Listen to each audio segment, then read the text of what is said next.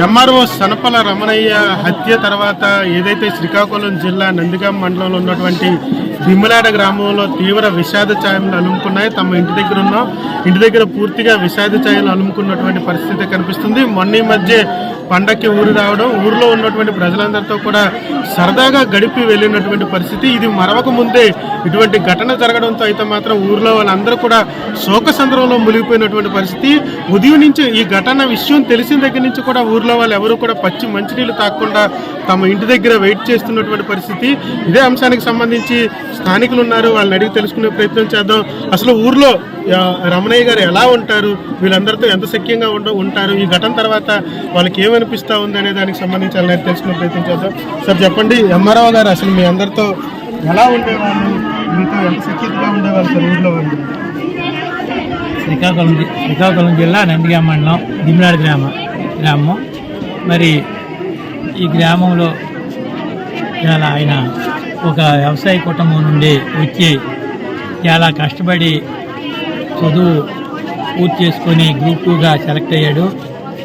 ఆ రోజు group 2 select అయిన తర్వాత గ్రామంలో ఒక డీటీగా ఆయన జాయిన్ అయిన తర్వాత గ్రామస్తులందరము ఎంతో సంతోషించాము. మరి అలాగే సంతబొమ్మల మండలము, భద్రపుత్తూరు మండలంలో ఎంఆర్ఓ చేశారు. తర్వాత విశాఖలో ఏఓగా చేశాడు. ఆ తర్వాత రావేల మండలంకి వెళ్ళాడు. మరి ఇప్పుడు ప్రస్తుతము కొమ్మాదిలో పనిచేస్తూ నిన్నే విజయనగరం జిల్లాలో జాయిన్ అయ్యాడు. మరి జాయిన్ అయ్యి రాత్రి 9 గంటలకు 9:30కి ఇంటికి వెళ్ళి కుటుంబంతో మాట్లాడుకుంటూ కింద నుండి ఫోన్ కాల్ వస్తే ఆయనకి ఇది ఏమీ తెలియదు. మా గ్రామానికే ఇది చాలా విషాదమైన పరిస్థితి. మరి దీనికి గ్రామస్తులందరం కూడా జీర్ణించుకోలేకపోతాను. చెప్పండి, మరి కొంతమంది పెద్దలు ఉన్నారు సార్, మీరు చెప్పండి, ఆయనతో పరిచయం ఎప్పటి నుంచి ఉంది, ఆయన అసలు వివాదాలకి చాలా దూరంగా ఉంటారని కూడా ఊర్లో వాళ్ళు చెప్పినటువంటి మాటలు బట్టి తెలుస్తూ ఉంది. అసలు ఇది ఎలా జరిగిందంటారు? ప్రభుత్వాన్ని మీరు ఏం కోరుకుంటున్నారు?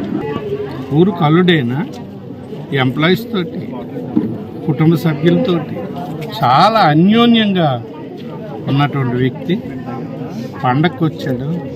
వచ్చినప్పుడు నా దగ్గర మామయ్య అనుకుని నేను బంకులో ఉంటే 4:30కు వచ్చి రాత్రి 8 గంటల వరకు కూర్చొని కష్ట సుఖాలు, ఉద్యోగంలో రీత్యా ఉన్న ఇబ్బందులు కూడా తెలియపరిచాడు. మరి ఇది కేవలం భూ తగాదాల వల్లే ఆయన్ని హత్య కాబడ్డాడని మేమైతే భావిస్తున్నాము. అటువంటి శక్తులకి కఠినమైన శిక్షలు వేసి ప్రభుత్వం వాళ్ళని కస్టడీలోకి తీసుకోవాలని మా కుటుంబం తరఫు నుండి మేము కోరుకుంటున్నాం. ఈ రమణయ్య ఊరు ఎంఆర్ఓ గారి ఊరిలో పూర్తిగా శోకసంద్రంగా మారిపోయినటువంటి పరిస్థితి. ఊరు మొత్తం కూడా రమణయ్య గారి ఇంటి దగ్గరే ఉన్నటువంటి సిచ్యువేషన్ అయితే కనిపిస్తూ ఉంది. రాత్రి 10:15 ఘటన జరగడం, తర్వాత అపోలో హాస్పిటల్కి తరలించిన తర్వాత వీళ్ళకి సమాచారం అందిన దగ్గర నుంచి కూడా ఊరు మొత్తం ఇక్కడే ఉన్నటువంటి సిచ్యువేషన్ అయితే కనిపిస్తూ ఉంది. ఇప్పటికైనా సరే రాష్ట్ర ప్రభుత్వం స్పందించి ఏదైతే ఘటనకు సంబంధించినంత వరకు ఘటనలో పాల్గొన్నటువంటి వ్యక్తులపై కఠిన చర్యలు తీసుకొని రమణయ్య కుటుంబానికి తగిన న్యాయం చేయాలంటూ కూడా గ్రామస్తులు డిమాండ్ చేస్తున్నటువంటి పరిస్థితి అయితే కనిపిస్తూ ఉంది. కెమెరా పర్సన్ రాజారావుతో భరత్, అక్షర శిల్పం, భీమలాడ గ్రామం నుంచి. మరిన్ని కథనాల కోసం సబ్స్క్రైబ్ చేసుకోండి మీ అక్షర శిల్పం.